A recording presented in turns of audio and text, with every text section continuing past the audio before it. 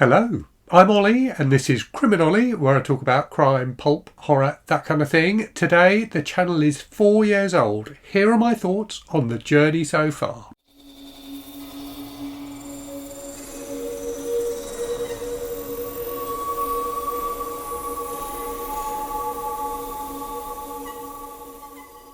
So the channel actually turned 4 yesterday. It was on the 23rd of September 2021 that I uploaded my first video, which was a review of the book The Loner by George G. Gilman, the first of the Edge series of Piccadilly Westerns, a British Western from the 1970s.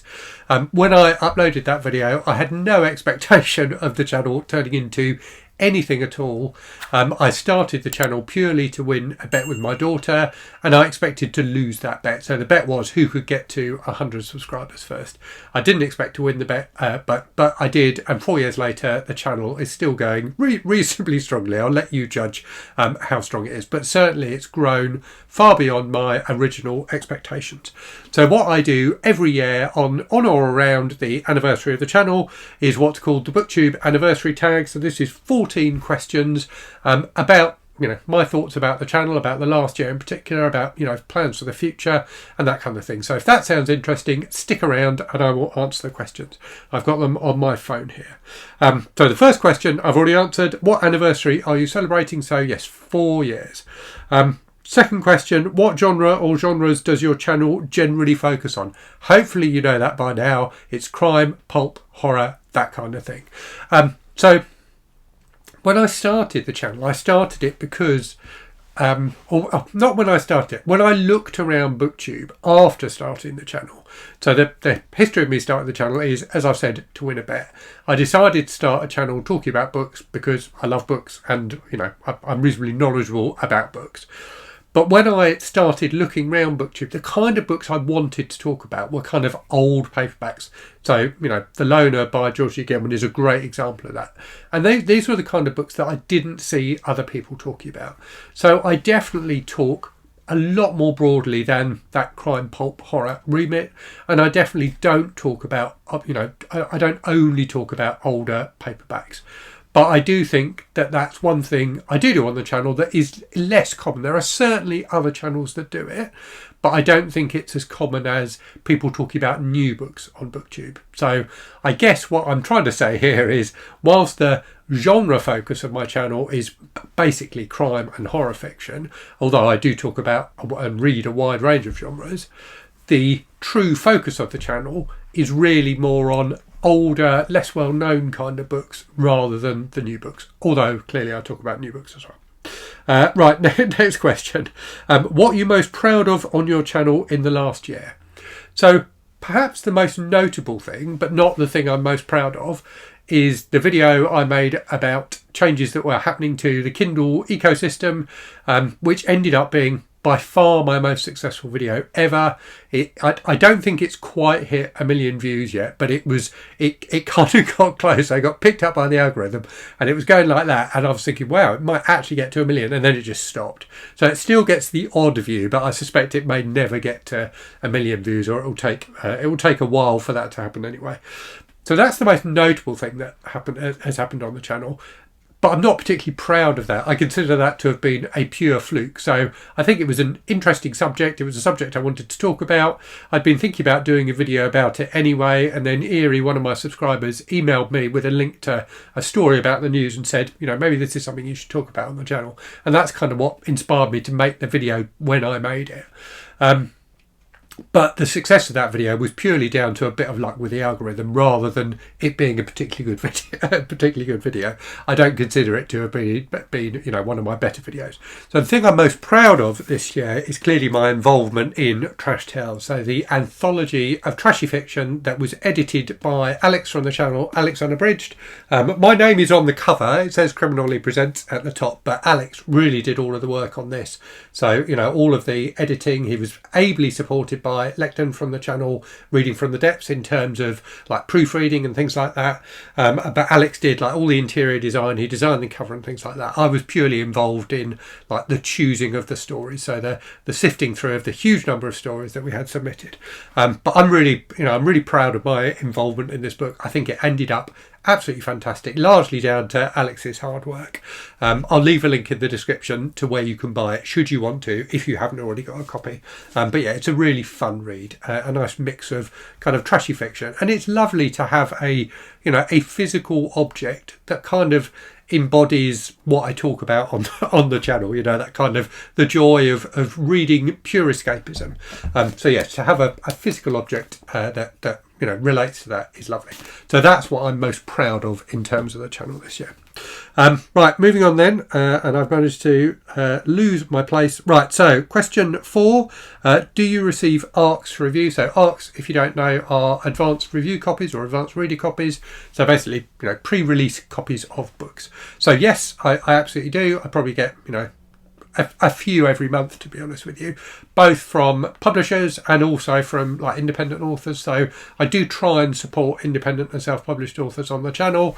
It is difficult, and it's fair to say I have a large backlog of books that I haven't got round to reading yet that people have sent me, which I sometimes feel bad about, but equally every book that comes in I show on the channel in a book course, so I'm giving people a bit of visibility that way, even if I don't immediately read the book. So yes, definitely receive review copies, and really enjoy that part of that part of having a channel. Like I got, for example, last month a review copy of Joe Hill's new book, which doesn't come out till next month. And that was that gave me a real buzz. I really like Joe Hill's work, and to be sent by the publisher an advanced copy of one of his books felt fantastic. So I definitely enjoy it. But for me, the really fulfilling part of it, I guess, is like helping people to discover new indie authors who they wouldn't necessarily hear about otherwise. Okay, moving on then. Question 5. What types of videos do you most like to do on your channel? This is a really difficult question because I enjoy all the types of videos that I do. I think that the type of video that I find most difficult, but equally think is most important, and therefore it's probably my favourite kind of video to do, is review videos. So there is a perception, and there's a lot of truth in it, that videos that are reviews of a single book do not perform as well as other kinds of videos on BookTube. And that is, in my experience, certainly true. Although some of my best performing videos are reviews of single books. So my reviews of Notice by Heather Lewis, Hog by Samuel Delaney, and 120 Days of Sodom by the Marquis de Sade are 3 of my best performing videos. But those are all videos that have a bit something extra, the most disturbing book, the most disgusting book, etc., etc. So they're not like run-of-the-mill single book review videos. But I think it's really important that we do those kinds of videos, like a slightly deeper dive into a book. I talk about every single book that I read when I do my weekly wrap-ups and my monthly wrap-ups, but they just, each book will just get 2 or 3 sentences really. So I think it's important for me to try and lift up some of the books and talk about them in more detail. Now, my video reviews don't tend to be hugely long, albeit the 3 that I just talked about I think are all on the longer side, but normally they're less than 10 minutes, and for me I think generally speaking that's enough to give viewers an impression of what the book is about without spoiling it, and to let them make up their own minds if they feel like it's something for them. What I try and do with those review videos is give people a bit of a window into the book and talk about why I liked it, what my reaction to it was, and then they can decide for themselves whether or not they want to read it. So I think it's really important that we do those review videos. For me, while they're not the most successful videos on BookTube, they are the heart and soul of BookTube. I think it's really important that we have those kind of slightly more in-depth conversations about books. I'm a big fan of like top 10 videos and things like that, like watching other people make them, but I don't particularly enjoy doing those myself. I prefer talking in a bit more depth about a book. Right, next question then. What types of videos do you like to watch on other people's channels? So top 10s I do enjoy, because it's always interesting seeing what the 10 books somebody chooses, especially if you go into that video with your own ideas about what you would choose for it. But I think the 2 types of video that I most enjoy watching are comment videos, and by that I mean somebody talking about a particular topic. So someone taking a topic that's maybe in the news at the moment that's book related, or just, you know, a general bookish topic, and talking about it for 10-15 minutes. I think Willow from the channel Willow Reads Books does that absolutely fantastically. Have I got Willow's channel name wrong? I think I might have done. I'll make sure I put the right name in the description. So yeah, I think Willow does that fantastically well. Her comment type videos are always really, really engaging, really interesting. She's always got something very well thought through to say. I don't always agree with what she says, but I always think her arguments are very well constructed and well evidenced. So I really like that kind of video. And then the other kind of video I really like is a kind of video I've really struggled to be successful at. I just don't seem to be able to do it very well, and that's like a vlog style video. So like a day in the life style video where you know, just someone is reading a book or a series of books, or, you know, a few like related books, but you see a bit about their life, about what they've been doing, and that kind of thing. And I think the reason I struggle with that is I always feel bad about like filming outside, like you know, like filming when I'm out and about. It just feels, I guess maybe because I'm older and a bit reserved, a bit of an introvert, it feels like an awkward thing to do. I really, really enjoy watching videos that are done like that. They're done well with, you know, kind of interesting music and transitions and things like that. Bert and Sean from the channel Pastori Time, who sadly don't upload to YouTube anymore, used to make absolutely fantastic vlog videos where they really put a lot of effort into like the editing and things like that, and they were really lovely to watch. And I would love to be able to make videos like that, but I just don't seem to be able to for some reason. Right, moving on then. Question 7. Was there anything you tried on your channel last year that didn't work? That's a good question, and it's one I thought about before making this video and didn't manage to come up with an answer for. So I'm going to put myself on the spot and see if I can come up with an answer now. I don't think there has been this year. I feel like this year has been a year for the channel where I've kind of just stuck at doing what I know works well. I suppose one thing I did try and do this year and ended up cutting back on was the This Day in Books shorts. So I've tried at various points in the past to have some sort of strategy, I suppose, for short form videos on the channel. And I thought that This Day in Books was the way to do it. And then I think I got the flu or something like that, and I had to stop doing them, and then just never got round to picking them up again. And that was just like a short, like 30-second video where I talked about something that had happened on that day historically in the world of books and publishing. So maybe that is the answer to this question. Is I'm still struggling, and, you know, have continued to struggle with how to integrate short form content into my repertoire, if you like. It's something I just can't figure out how to do, and I do admire people who do that kind of thing well, but for me, it just, like vlog videos, it just, my brain just doesn't work for it for some reason. So I guess that's the thing that hasn't been successful this year. Right, question 8. I keep on going to say chapter 8 instead of question 8. Question 8. Is there anything that you've done on your channel last year that you won't continue doing next year? I don't think so. There are a few things like the shorts where I kind of pared things back a bit this year. So I think I reduced the number of videos I was putting up every week. I had a sponsorship arrangement with serious readers who make reading lights, and I have been doing little kind of 1-minute segments in some of my videos for them, and I just found that with that it was something where I had to keep on coming up with new ideas to talk about the lights in a way that wasn't going to be hugely boring for everyone, and after a while that began to feel like a bit of an effort. And I didn't feel like I was really doing justice to serious readers and the product, so I kind of pulled back from that. I'm not saying I wouldn't do sponsored type stuff again in the future, but it needs to be the right product for the channel, and you know, I need to feel that I can talk about it in a way that's interesting to people and doesn't intrude too much into the actual content of the video. I mean, I get like sponsorship deals, like offers from companies, all like several a week, and most of them are completely ludicrous. Like I had one for like a Mother of the Bride outfit a while ago, like just absolutely crazy things where they are nothing to do with what I talk about on the channel before, and I immediately just delete the email. But, you know, there have been things I've done in the past, like talking about various book subscription services and things like that, that I think have worked well for the channel, and hopefully people have enjoyed. So I'm not planning to do any more sponsorship things in the next year, but I wouldn't 100% rule it out. Right. I've lost my place again. Is there anything that you plan to do more of next year? I don't think that there is. I feel like I'm at the stage with the channel now where I'm enjoying doing what I do. Hopefully people enjoy watching what I do.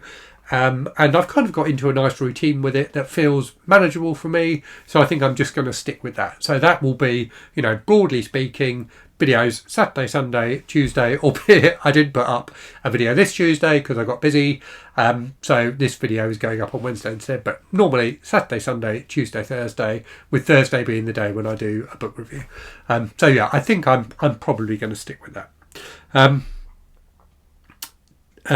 Right, I've done it again. Question 10. Is there anything you plan to add to your channel next year? So reflecting back on what I said about not being very good at vlog videos, I would love to do a good vlog video. So maybe I'll try and do that. I did in the summer when I was struggling a bit with my mental health. I did do some videos, which I guess were vlog style videos, where I went for walks and just filmed it. So I've got a camera that I know I can use for out and about type filming. So maybe I'll do something with that in the future. Right, question 11. What are some of the challenges you've faced on your channel? So in the last year, the big challenge, and the one I've talked about, has been my own mental health. So I went through it, and to be completely honest with all of you, I'm still going through a shaky patch with my mental health at the moment. I'm a lot better than I was a month plus ago, but I'm still by no means fully back to where I would like to be, and that's been the biggest challenge for the channel this year. I stopped making videos for a period of time, which I've never done before in the 4 years that I've run the channel. So that, I think, was the biggest the biggest challenge, the biggest obstacle this year, and I was hugely heartened and moved by all the people who left comments and sent me emails and messages and things like that. When I talked about my mental health on the channel, either via posts or in videos, to say, hang in there, basically, it will get better. So if you're one of those people, or even if you weren't one of those people, but you have continued to support me through that shaky patch, then thank you very much. I really do appreciate it hugely. Right, next question then. What equipment do you use to film your videos? So I have a Blue Yeti microphone, which is here. I've got I can't remember what it's called, but like a big light up there, basically. So there's a window there, so you get a bit of light from there. And then I've got a light up there as well. Then I film on a Fujifilm XS20, so that's the camera that's in front of me. And then for some videos, so like those walking videos in the summer, and for like product review type videos and unboxings and things like that, I use so for the walking videos, I was using a DJI Action 5, I think it's called, which is like a GoPro style camera, an action camera, with a little microphone. And I've also got a DJI Osmo Action 3, which I use for like close-up type video stuff, like unboxings and that kind of thing. So those are the things I use for filming, if you like. And then editing, I've got a MacBook Pro with Final Cut Pro, and that's where I do all my editing. And I use I've forgotten the name of the program. There's another program, Pixelmator is what I use for doing the thumbnails. I think that's everything. I'm considering at the moment, so on the challenges I've got at the moment, is I like to keep all of the footage in case I ever need it again in the future. I never do, but in case I do. And I'm running out of space. I'm running out of storage space. So I'm looking at different storage options at the moment for backing up all of my my footage and videos. So if you know anything about NAS drives, let me know in the comments. I don't think they're actually called NAS drives, but you know what I mean, like network attached storage devices. Right, question 13. What is your one best piece of advice you can give to another booktuber? So I used to have a piece of advice which I gave, which I will share with you now, which I still think is a good piece of advice, but I've actually rethought this and I've got another piece of advice which I think is even better. So the original piece of advice was figure out figure out what your capacity is, basically. Figure out what your output is going to be in terms of videos, what is a completely manageable amount of videos for you to make each week, and then stick to that.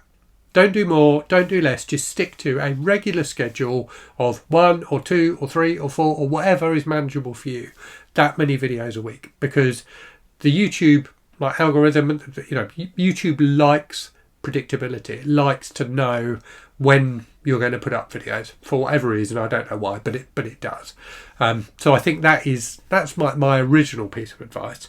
But my new piece of advice, after giving it a bit of thought, is, and this is one of the things that everyone says, is be yourself. So I completely agree with that. But I would add to that, talk about the books you want to talk about. Don't talk about the books you think you should talk about. Don't talk about books that everyone else is talking about just because everyone else is talking about them.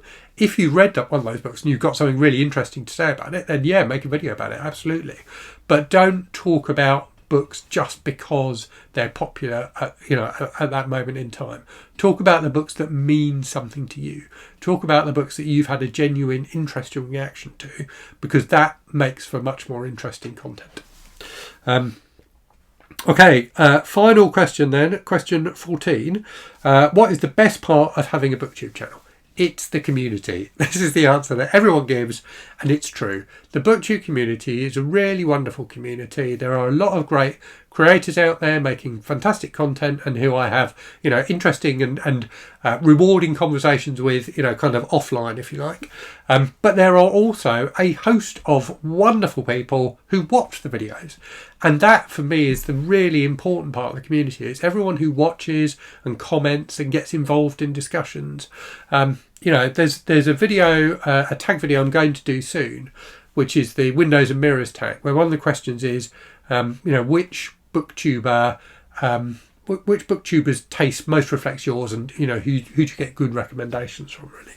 But most of the best recommendations I've had for books come from the comments. They don't come from watching other people's videos. They come from people watching my videos and responding to them. I've had so many phenomenal recommendations from people in the comments. So many authors I now love, I've learned about because I had the channel, and because somebody watched a video where I talked about a particular book and they said, if you like that, you should check this out. And I did, and it was fantastic.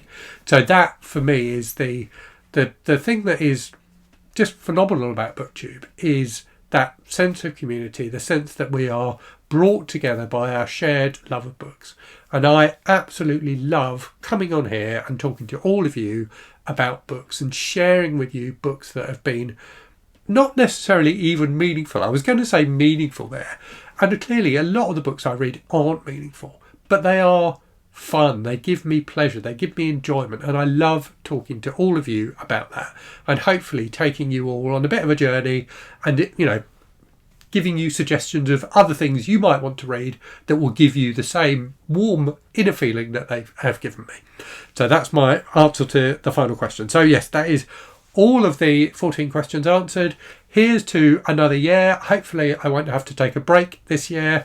But thank you for coming on this weird journey with me for however long you've been subscribed to the channel or watching the channel, whether it's from day one or yesterday.